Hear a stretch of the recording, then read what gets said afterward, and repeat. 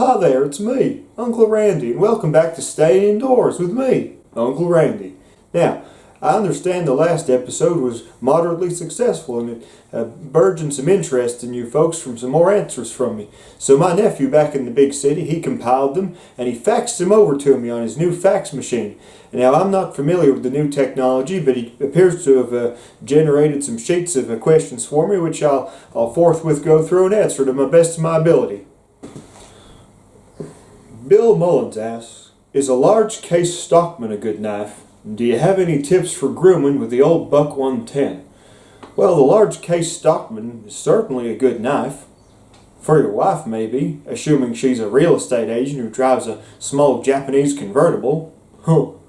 And do you have any tips for grooming with the old Buck 110? Well, one of the little life hacks of the Buck 110 is the distance from the nail neck to the first bolster of the knife is how long your sideburns should be. So that's a good yardstick for measuring there. But apart from everything else, it's just a great little sharp blade you of course can use to touch up your mustache or of course maintain those sideburns. So that's a good question there, and I'm glad you're using your Buck 110 and not your wife's case, whatever you call it, as good as I suppose they are, because they are still made in America. Now, Owen Chase says, howdy Uncle Randy. Well, howdy Owen. I got a Buck 110 in one hand and another one in the other hand. Well, that sounds like you're having quite a day. How do our answer in nature calling? Well, you got to always be careful of the incredibly sharp Buck 110 blade because it's made of such high quality steel and ground to precision by the Buck Manufacturing Company. So you may have to put one of those Buck 110s down, otherwise you could have a bit of mishap with your Johnson there. Jesse Bergender asks, if when we might need to go out into the supermarket, how in the world can we be protected from the unseen enemy? Well, I would maintain the same strategies I was showing you last time. You're walking around using your biggest voice saying, no, I reject you. You're not welcome in my body. Is probably the best way. And I reckon you'll keep anything that doesn't want to come near you right away from you. Now, one more thing. You're really not sure to buy a whole of toilet paper. Well, looks like it's a new currency. Well, I suppose it might, but I still maintain the new currency is going to be, of course, cans of WD-40. Not only is it a superb lubricant, but it's also an adequate cologne. Multiple uses, 1,000 uses even, they say. So WD-40 is where I'm putting my stocks. Zach Vega says, Uncle Randy, thank you for this informative video. Well, no problems at all, Zach. I'm happy to help. My question is, hypothetically, if one were to accidentally come into contact with a rock while performing the butt cleaning scoop maneuver, which then became lodged inside the individual, and said individual didn't want to burden the hospital in such times, how would you go about removing the rock at home? Thank you. Asking for a friend.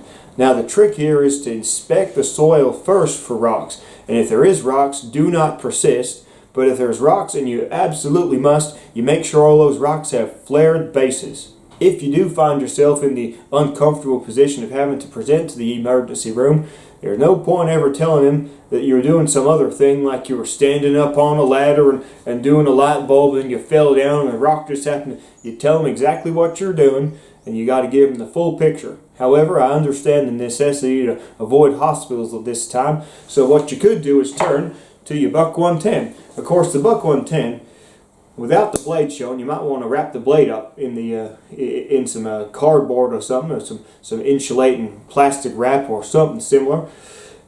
This makes an adequate scoop. If you see the size of it and the shape of it, it's actually got a little bit of reach to it. So you could probably get this up, especially if you're pooping like I do, which I think I'll get onto later if I'm not spoiling the questions. If you poop like I do, you quite easily be able to fit this up next to the stool or next to the rock even, and give it a bit of an old lean out and pull down.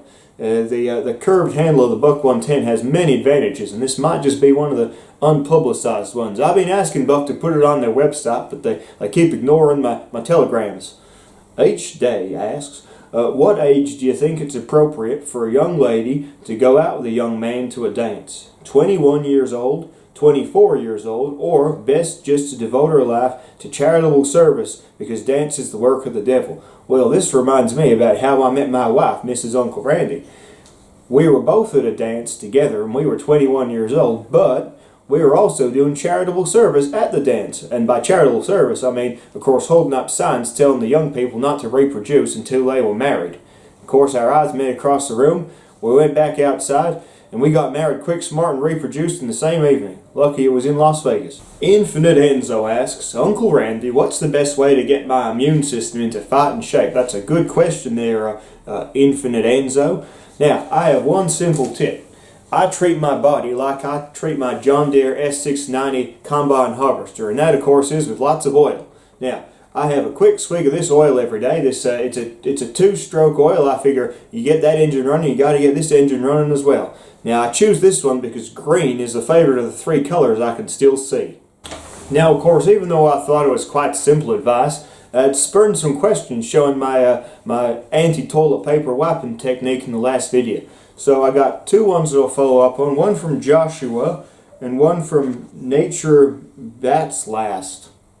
Righto, so Nature Bats Last says, Uncle Randy, I pride myself on being a very adaptable gentleman, and even though I'm most adaptable in adverse conditions, social and or viral and or hygienic, I would like to refine my fiber intake in these trying times because I have great difficulty determining if my juices or fingers are full. Fiber intake. Your yoga instructor teach you about fiber, did he? Look, son, all you need to be eating are two things. Eggs and cheese. I understand meat's a little bit hard to get lately and it's hard to store, so eggs, they store for about 6 weeks, and cheese. If you eat my egg and cheese diet, you'll be doing one poop every 3 days, and it'll be like a fist. I always say your poop should be like a fist coming out of you, punching into the earth. And if that's the case, you won't even have to worry about wiping at all. They come out hard and strong. The only thing you're doing against the grass is giving yourself a bit of a cool tidy up afterwards. And that leads me on to Joshua's question. Uncle Randy, do you recommend using a hose and a toothbrush to help cleaning after dragging your butt on the grass? A hose and a toothbrush? How much fiber are you eating? Are you the other fellow's yoga instructor or something? Jeez Louise. All I'm going to say, my boy, is eggs and cheese, and that'll set you right. You'll be doing the poopsie. You won't even be asking these questions in a couple of weeks. I mean, you might not even be pooping in a couple of weeks if you eat enough eggs and cheese, but understand you drink a little bit of water and whiskey from time to time. You're going to poop maybe every 3 or 4 days, and when you do, though, fist into the earth. You'll thank me later. Patrick Diaz asks, Uncle Randy, can you sharpen a knife all the way down to nothing? I've always been curious how long you can sharpen a Spyderco until the blade is gone. Well, Patrick, easiest thing about a Spyderco is you don't even need to sharpen it until the blade's gone. You just throw it in the trash because it's not a $1.10. Professor Edge 86 asks, question for Uncle Randy, who are the two City Slick and toilet paper hoarders who gave this video a thumbs down? Now, don't you all get too mad about the thumbs downers. It's a natural part of free expression that other people are going to express their dislike through a very brave press of the thumbs down and then scurrying off with the tail between their hindquarters. That being said, I wouldn't be surprised if they weren't the same two city slickers who thought it was a great idea about 3 months ago to eat a goddamn pangolin for dinner. Great job, fellers. Alrighty, and last of all, I think I'm running out of time here. Hydrostatic Shock asks, Uncle Randy, I follow a smart-ass, language warning, Aussie who mocks Americans like yourself, although 90% of his followers are probably, wait for it, Americans. I think this is bull S, saying that Australians are the only people who use the words reckon with any frequency. And that's not all. They go to places called trampoline venues, which I suspect is just slang for gay butt sodomy meetings. Oh, goodness me. Sorry there, I lost my composure. Oh. Yeah. Uncle Randy, how do I put this foreigner in his place? Well, you might have to hit this fellow where it hurts. And you remind him that Hugh Jackman is happily married to a woman.